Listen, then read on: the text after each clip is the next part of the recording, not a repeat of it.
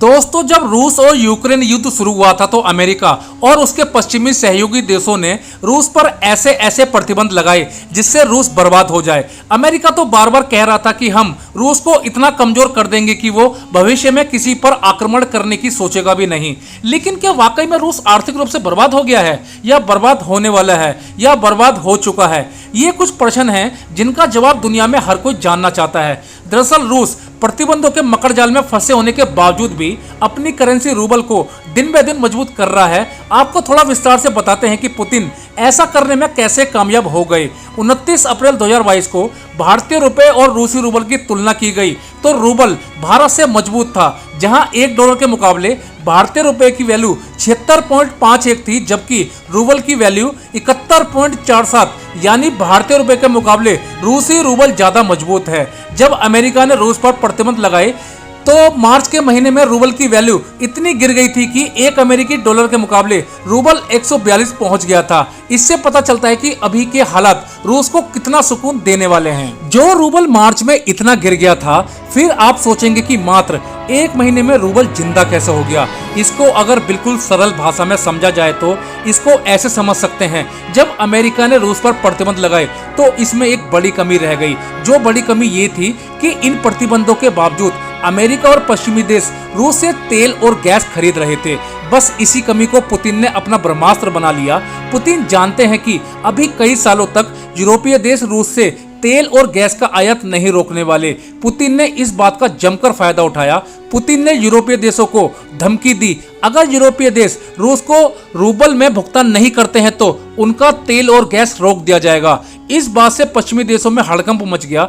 आपको जानकर हैरानी होगी कि अमेरिका और पश्चिमी देश सोच रहे थे कि इन प्रतिबंधों से रूस यूरो और डॉलर हासिल नहीं कर पाएगा, लेकिन रूस ने रूबल में अपना व्यापार को शुरू करके अमेरिका को एक झटका दे दिया और पिछले साल यूरोपीय देशों ने रूस से जितना तेल और गैस खरीदा था उतना तो ये पश्चिमी देश इस साल के शुरुआती 4 महीनों में खरीद चुके हैं। आंकड़ों में अगर गिना जाए तो ये करीब $46 बिलियन बैठता है। आप पूछेंगे ये कितना पैसा है? यूं समझिए जितने में एलन मस्क ने ट्विटर को खरीदा है उससे भी 2 बिलियन ज्यादा। इस बात से साबित होता है कि पश्चिमी देशों का भारत के प्रति कितना डबल स्टैंडर्ड है।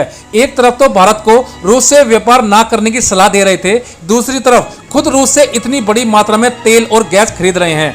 पुतिन के लिए अच्छी खबर है कि चीन और भारत न्यूट्रल रहकर रूस की मदद कर रहे हैं। भारत के साथ साथ सऊदी अरब भी रूस को अपनी करेंसी रूबल में व्यापार करने को राजी हो गया है। इससे रूबल दिन ब दिन मजबूत हो रहा है। इसके बाद रूबल को गिरने से बचाने के लिए सेंट्रल बैंक ऑफ रशिया ने ब्याज दरों को बढ़ाकर 20% कर दिया। इसको ऐसे समझिए, अगर कोई रूसी व्यक्ति जो रूबल बेचकर यूरो और डॉलर खरीदने की कोशिश कर रहे थे, उनको ऐसा करना और महंगा हो गया।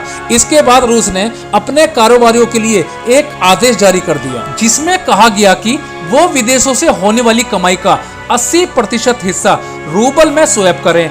इस बात को ऐसे समझिए कि रूस की कोई स्टील कंपनी है और फ्रांस की कोई कंपनी उस रूसी कंपनी से व्यापार करके रूसी कंपनी से स्टील खरीद रही है। मान लीजिए ये व्यापार 100 मिलियन यूरो कमाई का था, फिर वो रूसी कंपनी बिना एक्सचेंज रेट की परवाह किए बिना 100 मिलियन यूरो में से 80 मिलियन यूरो को रूसी करेंसी रूबल में बदलना होगा। इससे हुआ ये कि बाजार में रूसी मुद्रा की डिमांड काफी ज्यादा मजबूत हो गई और रूबल मजबूत होता चला गया। इसके साथ ही पुतिन बार बार परमाणु युद्ध की धमकी दे रहे हैं। इसके साथ ही इन्होंने पोलैंड की गैस सप्लाई रोक दी, जिससे पूरी दुनिया में यह डर फैल गया कि अगर कल को कोई परमाणु युद्ध हुआ तो उनके देश में हाहाकार मच जाएगा, क्योंकि सबसे ज्यादा यूरोपीय देश ही रूस की गैस और तेल पर निर्भर हैं।